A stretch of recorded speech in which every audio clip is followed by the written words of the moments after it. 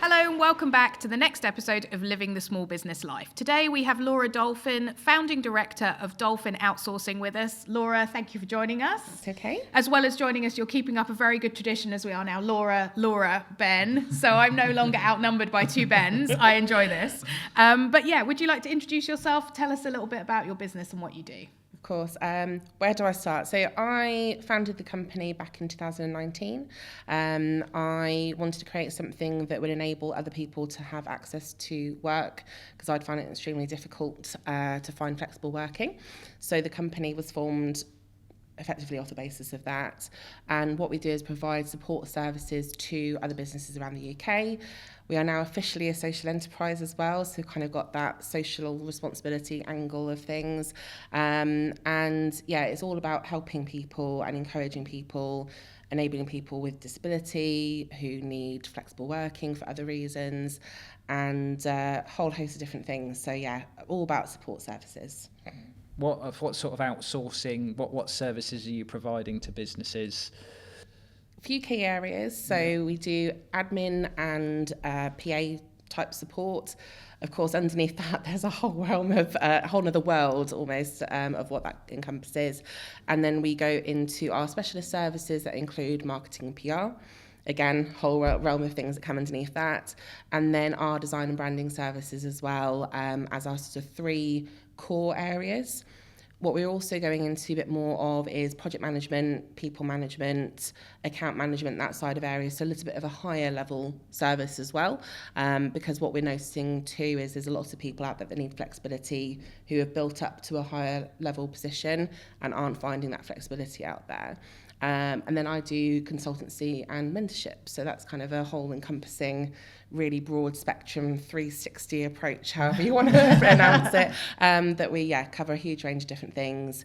And it's all just about being able to collaboratively work together with the clients that we're working with. Yeah, great. What's your sort of standard ideal looking client at the moment? Does it vary, different shapes and sizes, different sectors? It does, massively. Anyone and everyone, no. But no, in a serious way, we can work with so many different types of people and businesses. So on the smaller side, if you've just gone self-employed, you might be a cake maker or a football coach or, whatever sort of smaller size, and it's just left your corporate job and going to go out on your own and do something for yourself. Actually, you might not want to then become an employer and start handling a whole team to enable you to continue to grow your business, in which case we can be your entire team behind the scenes, letting you focus on what it is that you want to do and what you want to specialise in. So that's kind of a starting point. I also love working with startup business owners, so sort of the mentorship side and getting them off the ground and moving forward is something that I really feel passionate and enjoy being part of. Then we go into more of a SME-sized organisation, which of course is very broad in the terms of sizing there. And what we can do is we can potentially be a specific team. So they might want to have an admin team or a design team, and we could be that entirety, or we could be a piece of that puzzle. So it might be they've already got a few people within that role, and they need a little bit more flexibility as and when things go naturally up and down, don't they, in business, and then they can utilise us to come in for that. And what we're also going more into is a more corporate level responsibility piece as well, and what we want to try and encourage them to think about is using us as a intermediary partner, bit like using a recruitment agency to hire agency staffing. We want them to start using us for that. And because we're a social enterprise now as well, obviously, the more companies that we can work with in that sort of way, the more people we can hire, place into those roles, and it just, altogether works really nicely. Yeah, oh, great. And what made you start the business? I mean, what was the driving force behind it for you? I think so many different things, and people always go, what was the thing? God, where do I start? So many things. So, it was a really challenging time in my life. I'd had my daughter in 2017. I was going through a number of challenges with my Army Reserve commitments. My health was declining. my husband was saying, Laura, it's time to go back to work. We've got to get some more money coming in. And because he was in the armed forces as well, we were based pretty much in the middle of nowhere with not really very many job prospects apart from working at local corner shops stacking shelves. And I just thought, this isn't me. So before I started the company, I actually considered becoming an accountant. I've always loved spreadsheets and numbers and thought maybe this is kind of a way that I could do something for myself, and managed to fall in with a local accountant who was giving me a little bit of guidance, and in return I was doing a bit of support for her administratively. I thought, do you know what, this is quite good. I could maybe just do this and cut out all the training courses and the cost of going and becoming an accountant. And as I started sort of getting my post-baby brain back, I guess, is kind of how I tend to look at it, I realised that actually there was a lot more that I could give, and all of the experience I gained since I was 17 and started work could all come into this one thing and sort of mould into this company. So I did that for a few months, and then I realised that actually what I was missing was the leadership piece, the enabling others, and that was something that I really enjoyed doing when I was in the reserves, and also in other employment, was actually leading a team beneath me and making sure that they could feel enabled and that they could have achieved something. So I thought, well, actually, why can't I just do that with my company? Then I'll become an employer and do it my way. Learn from the mistakes that I'd learned from working at other companies, learn from the good aspects, and just bring it all into one place and create what is now Dolphin Outsourcing. So, a whole host of things. Before you started your company, had you worked in similar roles, or is this something completely new for you? So I'm one of these annoying people that is really quite good at lots of different things, wears many hats. And so I have worked in a variety of different types of sectors. I've done customer services. I did call centre stuff when I was sort of 17, 18. I've worked in a state agency. I've done recruitment. I've done design work. I have worked in project management and people management. In the army, Army Reserves, I mentioned I was in. I was a chef. Not that I do any of that now with with Dolphin, but so a whole variety of different things really that I'd learned along the way. I almost went to university 4 or 5 different times because I couldn't quite decide what it is that I wanted to do. And I think that's the thing that so much, it's very, when you're coming out of school, going into college or university, whatever direction you want to go in, people go, well, what do you want to do? Like, what's the one thing? And I said, I don't really know. And you sort of find yourself flitting around trying to decide, well, is this what I want to do? And I go into one role, be there for 6 months, 12 months, and just feel like I wasn't complete and would need another challenge.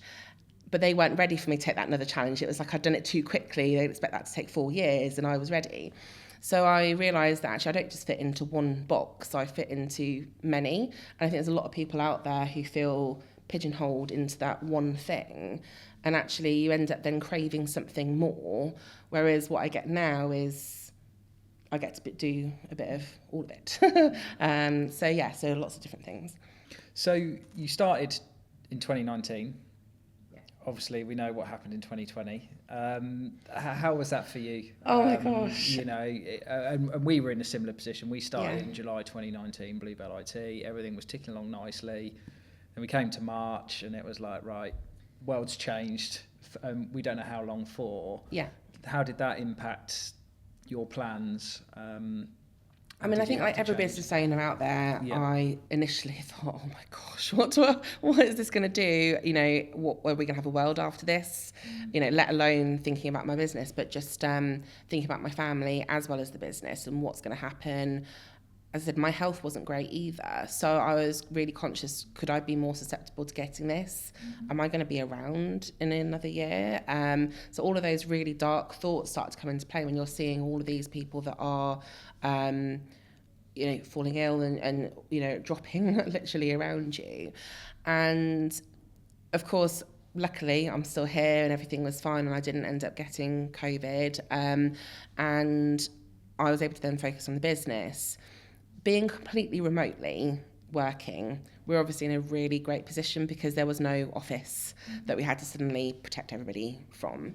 Everybody worked from home or whatever environment they felt comfortable. So, of course, everybody being told to stay at home made no impact on them being able to work. The problem was our client base, because obviously our client base is businesses. So we had to then think, okay, well, how are our clients going to be affected? Because we're fine. We can do and carry on with what we're doing, but what can we do for the client? And can they still afford to work with us? Unfortunately, not every client could. We had, I think, one person who was in events management, which, of course, their whole business just collapsed overnight. There was no backup plan. That was that, and that was it. We had some sports-related people that had, retainers with their audience, and they then couldn't do training in person. So all of a sudden, they're having to completely switch their model to online. So we tried to guide people through moving from being in person to online, and then we started gaining clients, and I hate to feel like that we accomplished more from COVID, but we really did. We actually continued to grow through COVID, which I can't be more grateful for. But I think because we were already in that position, and so many people were very nervous about hiring more people, so when they needed the support, the natural option was to go for a less risky factor, and that was working with a company like ours. So a lot happened in COVID. Of course, that was our year 2, so that was really sod's law, isn't it? You start a business thinking, oh yeah, I've got all these amazing plans, and then we had to hit a worldwide pandemic. But no, we came out the other side of it cautiously. I just said to the team, look, let's just stay the course. We'll carry on with what we've got. Let's not worry too much about it. If we grow, we grow. If we reduce, we reduce. I was still very much part-time at that time, so we were slowly building up, but I wasn't in a position where I was giving everything and juggling all of it. But it meant that I could spend more time at home with my daughter as well, as we didn't have as much childcare and things available. So all in all, it wasn't as bad as I envisaged it was going to be. I don't know about how you guys found it all, but yeah, everyone kind of started to find their way. And then once we hit sort of 2021 and then into 2022, the world started kind of coming back. And that's when we decided to really go for it. I think it was sort of 2023, we decided to be a bit more focused on a bit more growth. And then, continued on from there, really. Yeah, it was a tough time, wasn't it? And it was the uncertainty more than anything, Yeah. But I think, like you said, it took everyone a while to just find their feet and work out what to do and how to do it and where to do it and all that sort of stuff. But I think, it's good that you actually managed to get some clients during that time because, there was a requirement for your services. So, And I think it's one of these situations that I think if we were bigger when COVID hit, we could have done so much more to help more people because I'd already gone through the whole palaver of becoming a fully remote service. I'd already done all of that. I knew what to do and how to manage a team. But because we didn't have that audience yet, there was very limited amount of people that we could actually help because we couldn't invest a huge amount into marketing because it was such a risky time, wasn't it, to kind of go into growth in that sort of way. So I think, it was, we managed through. I was a bit disappointed that we couldn't have done more. I think we could have helped more people deal with the challenges of managing a team remotely. I think we heard a lot about that on LinkedIn and other places about people not feeling comfortable with managing a remote workforce, coming from both sides of the table. And I think that's the only thing that I look back on and think, I wish we could have helped more. But we were a tiny little business that wasn't really very well known yet. So we just did what we could. So you mentioned flexible working and giving opportunities to people. Yeah. Can you elaborate a little bit more on those opportunities and the people that you're working with, the people that you employ, and how that's working and obviously I suppose that rolls into becoming a social enterprise as well, doesn't it? So it does very much so, yeah. So I think initially I started the business because I needed flexibility as well. I had my health wasn't great, so I was in and out of seeing doctors and specialists and trying to figure out what was going on. I had a under 3-year-old that I was still trying to figure out, first child, what do I do with this person that's reliant upon me. My husband was in the armed forces as well. I was still serving at the time when I started the company, and so I just needed something that was flexible around all of those challenging situations. And I think often people will face one of those challenges, but not all of those several different things all together at once. So I thought, well, there must be other people out there like me that are facing challenging circumstances and don't fit the typical jigsaw piece that companies are looking for. But actually, when you look out there at the world of business, most companies, or a lot of companies, have different requirements. So one business might only need a few hours a week of support, another might need a few hours a week of support, and all of a sudden, once you bring them all together, you've kind of pieced together a whole career for somebody. So I thought, okay, I wonder if this concept's gonna work, and I wonder if we can create this flexible way that they can come to me and let me know what hours they can commit to. So rather than me saying, you must give me 20 hours a week or 30 hours a week or whatever, they come to me and say, I can give you. And so I think it's just turning the conversation around, which I don't think often happens very much in recruitment. And business owners are thinking, well, the needs I've got are this. Well, actually, we think about the individual coming to work for us first, and then go out there looking for the clients to match up with them. So it's all a bit of a mishmash of bringing people together and creating that jigsaw put together type of career. So we use sort of flexible contracts in how we employ people, very transparent in how we work about that. Moving forwards, I'd love to have different contracts available. So we've kind of got one area where we can have as much flexibility as possible, like they might commit to 1 hour a week or something like that, for argument's sake. And then on the flip side, we might have somebody says, look, I can commit to 30 hours a week, but I need to have flexibility in when and where I can work. So as we move forward now as a social enterprise, we kind of want to look at having a variety of options so we can fit that into the variety of people that are out there, and help them to deal with the challenges that they're facing. So it's all about the people. I think fundamentally coming back to it, it's all about the people. And of course, for the people to work with us, we need the clients. So it's kind of like the clients are a secondary thought. I mean, they're not. Obviously, we think and care very much about our clients, but we need something for people to do. And so it makes sense to work in the variety of ways for other companies. The companies get what they want, the staff get what they want, and all in all, everybody ends up being quite happy. So at the moment, as I said, we've got a small team of people that are employed flexibly for us. And we also have now our freelance network that we're growing and expanding. And the idea being that we can utilise both. And as we move forward, hopefully have a much more expansive team on both sides. One of the questions I've been asked is why freelancers and not freelancers from the beginning, because I didn't hire freelancers for 4 years, I think it was. And I think initially I was kind of like, I'm doing it in a hired way and I'm going to do it like this. COVID obviously hit. Everybody who got laid off went, I'm going to go freelance then. And trying to tell them to come back to an employed side of things when they've got used to being their own boss. It's challenging. Like everyone's like, yeah, I've got this. I'm going to do it my way and do it in this freelance capacity. So we just said, look, I think we just need to stop trying to enforce our view and actually just listen to what it is that other people are saying they want. And that what we were hearing a lot was they want to stay freelance, stay in control of what they're doing, but they would love to work with companies like us and gain access to the client base that we're obviously going out there to do.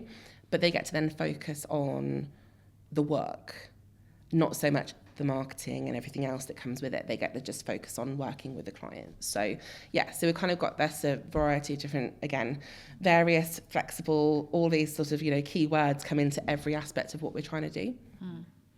And how do you feel that works? I know you were saying, it's a very people-first attitude, and which is fantastic.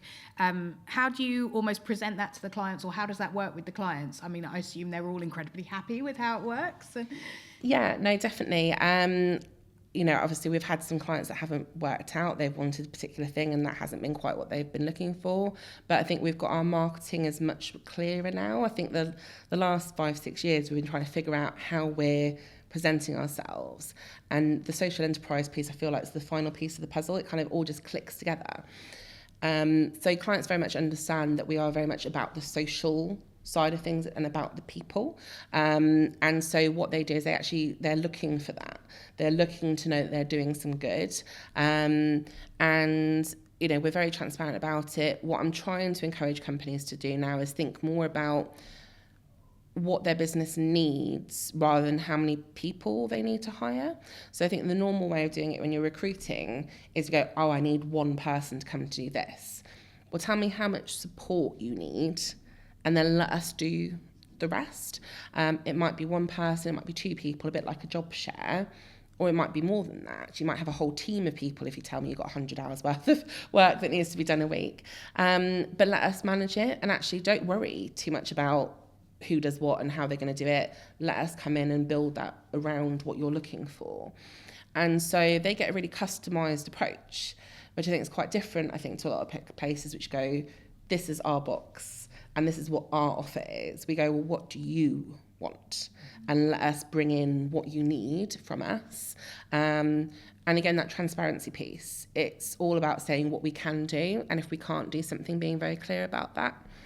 And I think that honesty is something that they really, really appreciate that.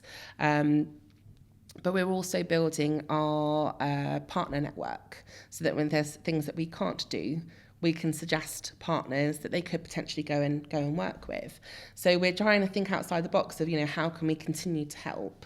But no, I think they really enjoy it.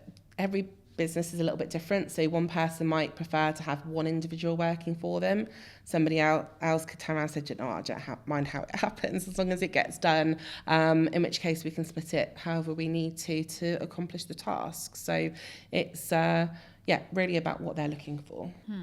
Are you giving, with the sort of flexible working arrangements, are you finding you're giving people opportunities to work that wouldn't be able to find work otherwise based on the services that you're providing?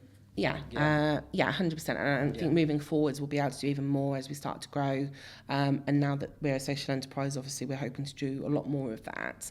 I hope you don't mind me getting a little bit political for a second, but obviously we've seen a lot in the news the last few months about changes to benefits for people who are disabled and the encouragement of people going back into work. And whilst obviously that message I feel is a really good one in terms of trying to get people to work, on the flip side, unfortunately, I think businesses still consider people with disability and people with children and childcare responsibility or other care responsibilities, all of these people who have challenges, and I hate using the word, but if we're going to be brutally honest, a lot of businesses look at it going, well, that's a bit of a challenging situation to have to work around or work with. We don't look at it that way. We just say, look, you tell us what you can do. And we're focusing on what they can do within the time frame and the days and the times that they can work. So what we're able to do is say to them, look, if you need to go and do the school run, that's fine, because you're telling us when you can work. If you're saying you've got to go and have 10 different medical appointments during the week, you'd have to go and book that off. We're not going to put that down on your record that you're, had to go and have so many appointments. You just need to tell us when you're available. So it's about creating a job that supports their narrative and giving them the ability to go, yes, okay, I feel empowered to do what I'm good at within this remit. And I think a lot of the customers as well kind of are seeing that now as well and sort of seeing the benefits. But yeah, I think that the challenging part from what's been in the news and things recently, I think is, obviously the government's increasing costs to employers to hire individuals. They're adding more loopholes and hoops to jump through that employers have to meet. Things like I think they're trying to reduce from the 2-year point down to the 1 year point in terms of sort of able to stay on at work. Sorry, I forgot what the official phrase of that is, but yeah, and I think So what they're doing is they're increasing the cost and the risk factor for companies and employers to hire people. So when a company might be more comfortable hiring somebody a bit more risky, again, I don't like using the term, but just being brutally honest here, they're already at high risk. They're already spending more. And so it's a bit scary, I think, for a lot of employers going, well, yes, we're going to deal with somebody who's coming to us and saying, look, I've got this challenge or I've got this thing, or, and actually coming forward with that. And I think that's where we come in really well with the intermediary partner type of relationship, because I think a lot of people want to do more to help people, but it's quite scary and quite a lot of effort and also quite costly sometimes as well. Whereas actually what they can do is they can use our service to work with those types of people, but risk-free effectively. So yes, we're kind of trying to come in here and kind of bring that, enable more people to work. And obviously we're not going to be able to hire everybody. But we are in the process of developing a campaign at the moment called Pass It Forward. So we're actually using hashtag do pass it forward, which is Dolphin Outsourcing, but also kind of go do it type do as well. Yeah. So all in all, and that's all about looking at this in a variety of ways. So one being that we're the intermediary partner, and that can be potentially quite useful, but also for those employers that are happy to employ directly, maybe they need a bit of support, maybe they need a bit of guidance, and we're in talks with a few people, and we would love to have more conversation with other people out there who are interested in solving the same sorts of problems, and enabling them to feel more empowered to actually make those choices. So again, we're kind of coming back to the let's help more people rejoin the marketplace or work more in the right sorts of environments. And then the third piece is about actually enabling the individual to go, yes, I can work. Whereas I think it's still very scary out there thinking, I don't know if I'm going to get a job, because what if I say I'm disabled? Will they find an excuse to not hire me? Or what if they say, can I have a bit of flexibility to go and pick my kids up from school and then I'll work a bit in the evening? Not every employer will happily accept that. So I think it's about changing, and a huge systemic change, I think, around the UK, and we want to utilise the campaign that we're launching to try and encourage that from as many angles as physically possible. So we've been talking about kind of flexible work. I think another thing a lot of small business owners struggle with is kind of work-life balance. How do you tackle that yourself? Sorry, what's work-life balance? No, oh gosh. I think one of the things, it's just really about being conscious about what it is that you want, because work-life balance is very different for everybody, every single individual. So your work-life balance is very different to mine and everybody else that's out there. So I think really it's about sitting down and understanding what it is that's important. And that could be a variety of things. One person might prioritise going out for a walk. Somebody else might say, look, for me, it's about being able to work at 11 o'clock at night. That could still be their work-life balance. And so for me, because I have chronic health issues, for me, having a work-life balance is about being able to work in the first place, but also being able to work at a time that I feel that I'm giving my best. If somebody says, look, you're going to have to do a job that works 9 to 5, Monday to Friday, you're probably not going to get the best out of me for that continuously. Whereas me being able to go, do you know what, I'm going to stop for lunch. Actually, I'm going to go and put my feet up for a bit. I'm going to have a bit of a break. Or I'm going to go and feed my chickens, because I've got some chickens in my back garden now. And so every so often I'll finish a call and I'll get up and go, I'll go and have a look at the chickens quickly. And for me, that's a really silly little thing, but it gets me up and it gets me outside, it gets me walking, it gets me doing something that's positive. I'm going to spend a bit of time in the sunshine if the sun's shining. And just having that availability to go, do you know what, I'm working in an environment where I can pick and choose that. And also around my daughter. So I tend to do the school run most days. My husband is still in the armed forces, and so he commutes now every day about an hour or so from our home, so often isn't back to be able to do the school run. And other little things, like I will try, where possible, not to work at the weekend unless it's an emergency. And And then other little things I found really useful is having a second mobile.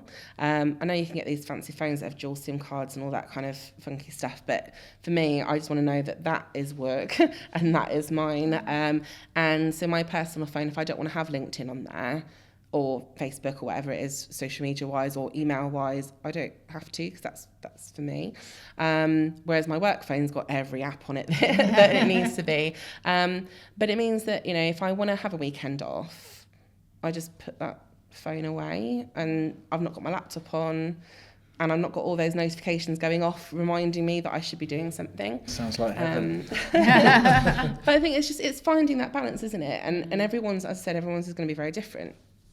But yeah, the mobile thing was a big move. I found that really helpful, being able to transition that across, change my personal number as well, so that definitely wasn't out there anywhere, and kept that very much separate.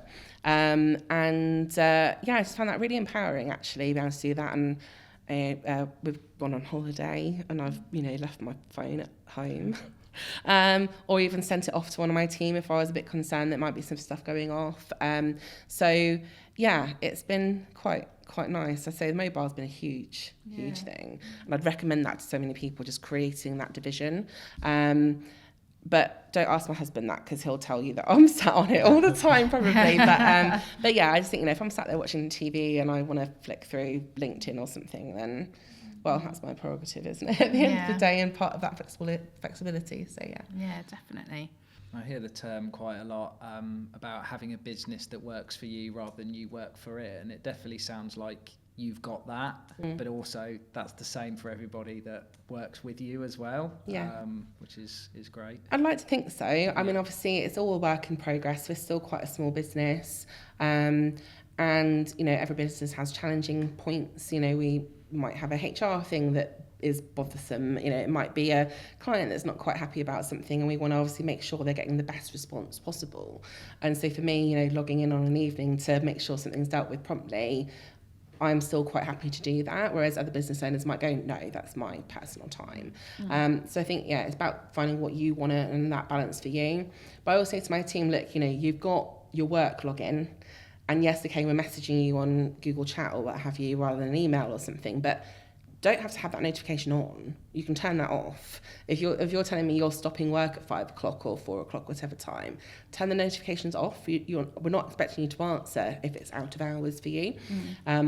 So we do try and encourage that. We say, you know, actually, even if you've not got any work on that day, just checking in every couple of hours to see if something's come in. So even when they are available for work but they haven't got any work on, they could still go for a walk or something. It's about just keeping us informed and checking back in.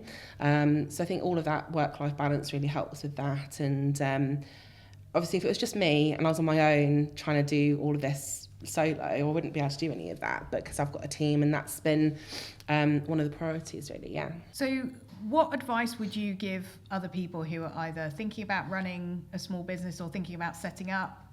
What would be your key things that you think you need to think about?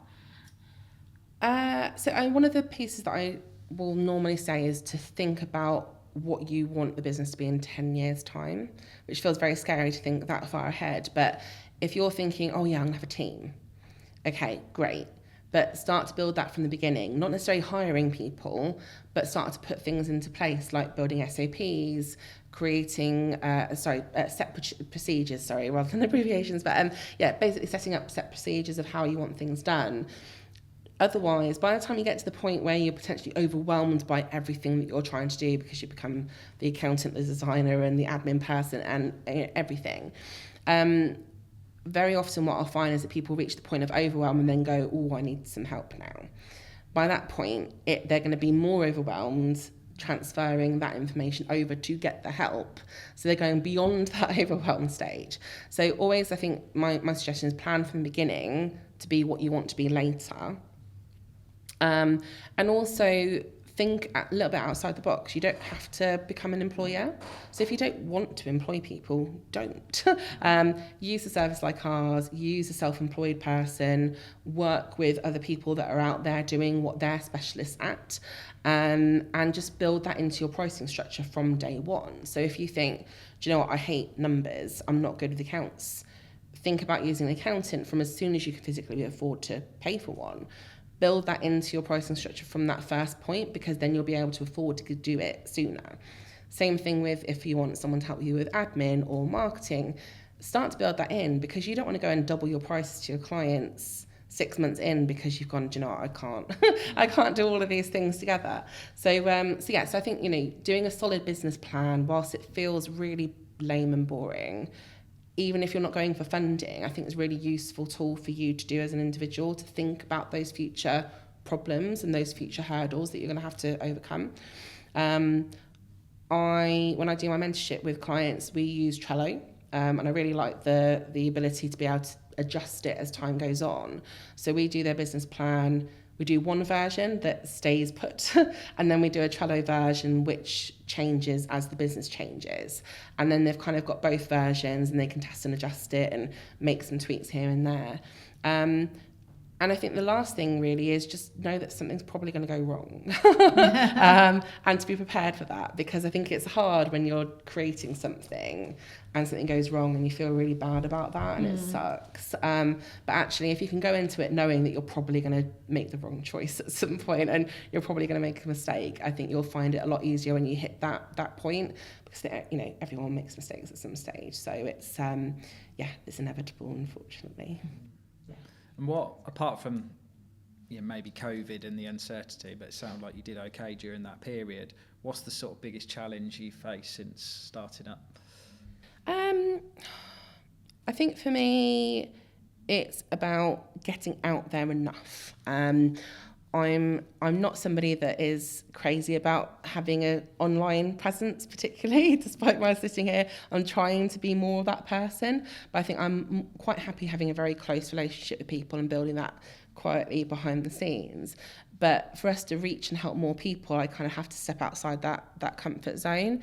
So I think almost myself and marketing the business and getting it out there in front of enough clients, because we could help so many people on both sides, both clients and also people into roles, just if we could be seen more. So we've just gone through a whole rebrand and everything, and going through the social enterprise application, and all of that is about trying to be seen for what we want people to see us as. So I think that's probably the biggest challenge really, is that we could do so much more, but we just have to build those connections, because I wasn't really well connected before, whereas some people, they've had a corporate life, they've worked with, you know, big companies in London, and, you know, they've got all these amazing connections. Literally started with nothing. So everything has built up from literally ground zero. So I think, that's the thing. It's not having had that network at the beginning and trying to gradually build that with no money in the bank at the beginning either. So I think that's probably the biggest thing, is trying to do it all on a, pennies budget type of thing. So And how do you market yourself at the moment? You know, how do you go and get new business? I know you're quite active on LinkedIn because we're connected there. Is that where you're getting most of your business from, or are you spending money on Google Ads, or whatever it is? Well, so at the moment, as I said, we've just been through this big rebrand, so a lot of our costings and things have gone into that. We've been trying to draw back as much as possible and not have much that we're spending on, to focus on the social enterprise and creating the campaign. So what we are planning for moving forwards is, being still more active on things like LinkedIn and Facebook, as well as somewhere where we spend quite a bit more of time. But also with the campaign, we're looking to get out there a lot more. We're looking for corporate sponsorship and things to help cover some costs involved in that. We're looking at doing radio. If we can get into TV, great. We'd be very happy to go and start talking about these things. We're looking at doing interviews and things like this as well. Paid for ads, yes, we're looking at that in the future too.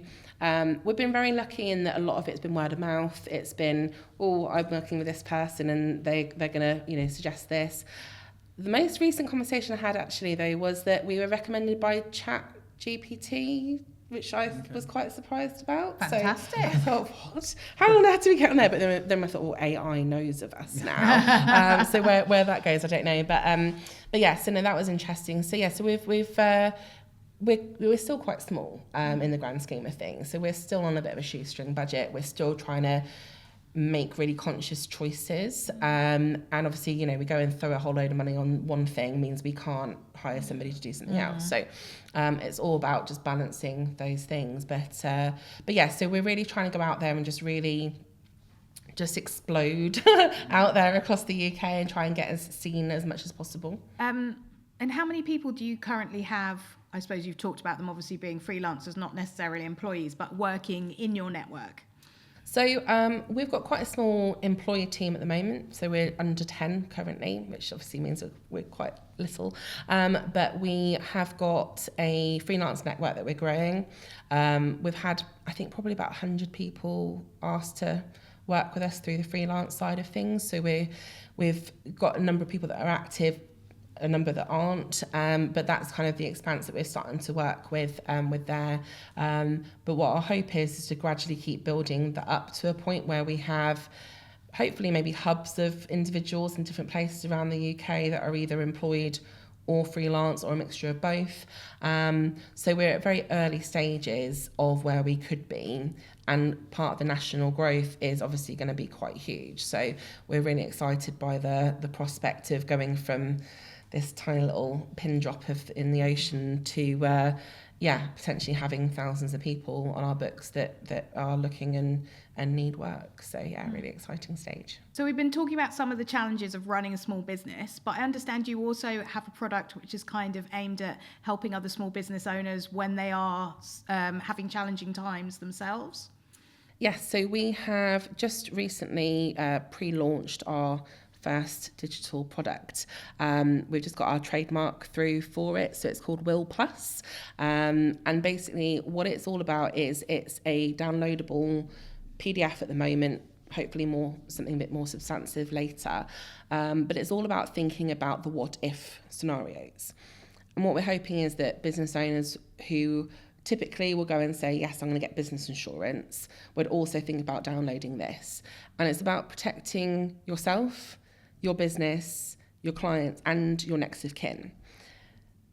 What would happen if one of you suddenly got hit by a bus tomorrow, or maybe both of you? Yeah. What would happen with what you guys do? That's a very good question. Yeah. I don't know. I don't know I've either. had conversations, but never really put anything in place. No. It's some sort of is it like key man insurance? Yeah, or, that's one of the things. Things like that. Yeah, but I'm never. surprised not many actioned people it. know about that. Yeah. Actually, a lot of businesses that I've spoken to have never heard of key person in insurance. So, but yeah, so often you probably have got an actual will in place that names your next of kin. Well, hopefully, if not, you'll be going out and getting one tomorrow. But yeah, so the idea really is that you probably have a next of kin that is named somewhere, and if you are the only person in your business that owns the company, the likelihood is your next of kin is going to have to pick up the pieces, right? So if you ended up being in a coma for 6 months, would you like to come out of that coma and hope that your business was still there? Or would you come out of it expecting it to be closed and you have to start all over again? If you've spent the last decade getting it set up, you probably are hopeful that it's going to still be there. But of course, if you were permanently incapacitated and you passed away, you get no choice then in what actually is going to happen to the organisation, whereas actually you might want to have that. So again, coming back to kind of this empowerment piece of making you feel like you get to be part of that decision making. It's a tool and it's a guide that takes you through all of these not very positive thought processes and concerns that you should be thinking about. And by going through and completing it, it means that you are thinking about not only looking after your next of kin who's unfortunately having to pick everything up and go, oh my gosh, what is it they actually do? But also it's about looking after your clients, making sure that they're kept informed in whatever way you feel is appropriate. You might have a partner that gets a bit hysterical in moments like that and goes and starts calling people in a panic state. This is happening, this is going on, and it's just all craziness. Now, most clients probably aren't going to react very well to something like that. And of course, they're in a selfish way, but very much rightly, will be thinking, well, what about my business and how are they going to deal with that? So I think sometimes knowing what those procedures are and what can happen in those sorts of situations, that's what we're kind of looking at. It's a really long questioned document with guidance in it as well, and things like talking about key person insurance, have somebody considered that, and also notes of, if you've got a will, maybe let them know that you've got this document for your business that can help you help with this transition. And we're really hopeful that more companies will come and register for that and purchase that as a one-off download that they get to keep forever. So it's you'll be able to adjust it permanently yourself, and just make sure that you've got something in place should something happen, or you get ill for a long period of time, or COVID happens again, or anything like that. So it's a really good one. We're in pre-launch at the moment, so we're going to be launching it very soon. You've got the chance to potentially win it for free if you pre-register for it at the moment, or you'll get a discount for purchasing it, one of the first people to purchase it. And then after that, we're looking to do it as a quite affordable piece. And then the funds that we actually raise from the sale of that, we're actually putting into our Pass It Forward campaign. So we're kind of recycling that back into all the other positive things that we're doing. So lots of fun things there. Well, thank you so much for joining us, Laura. It's been really interesting to talk to you. It's okay, and lovely to meet both of you as well. Thank you for joining us again on Living the Small Business Life, and thank you to Laura for joining us as well. Don't forget to like and subscribe so you hear about our next episode first.